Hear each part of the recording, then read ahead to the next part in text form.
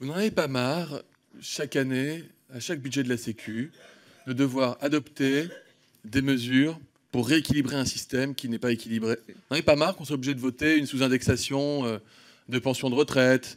Monsieur Véran, vous n'en avez pas marre d'asséner cette règle d'or comme une espèce de loi intangible? Vous n'en avez pas marre de nous dire que vous allez compenser les exonérations fiscales pour le budget de la sécurité sociale et au final de ne pas le faire?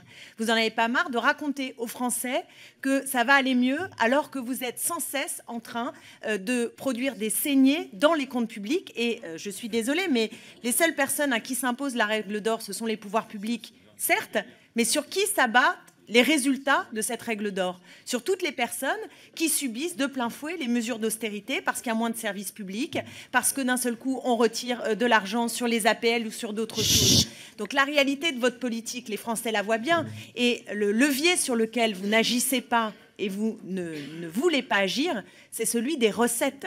C'est-à-dire que pour que les comptes soient à l'équilibre, on peut imaginer que taxer les revenus financiers, que partager les richesses, qu'augmenter la part du produit intérieur brut consacré à la mise en commun et à notre système de retraite peut permettre non seulement d'être à l'équilibre, mais de faire progresser nos systèmes de protection sociale. Mais c'est à Monsieur Véran, ça ne rentre pas dans votre case parce que votre case est contrainte par cette règle d'or inventée sur un coin de bureau par des technocrates. C'est ça la réalité.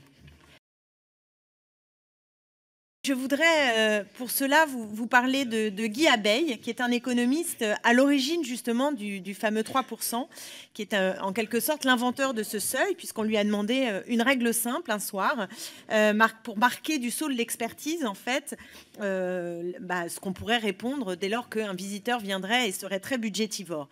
Et voilà ce qu'il dit aujourd'hui de ce seuil. Il dit que c'est une invention sans aucun contenu et fruit des circonstances, d'un calcul à la demande monté faute de mieux un soir dans un bureau. Le voilà devenu paradigme. Sur lui, on ne s'interroge plus. Il tombe sous le sens, à vrai dire, très en dessous, n'est-ce pas, Monsieur Fuchs? Très en dessous le sens. C'est un critère vrai. Construction contingente du discours, autorité de la parole savante, l'évidence comme l'heure ou le bocal de verre, celui dans lequel on s'agite et parade sans en avoir les parois.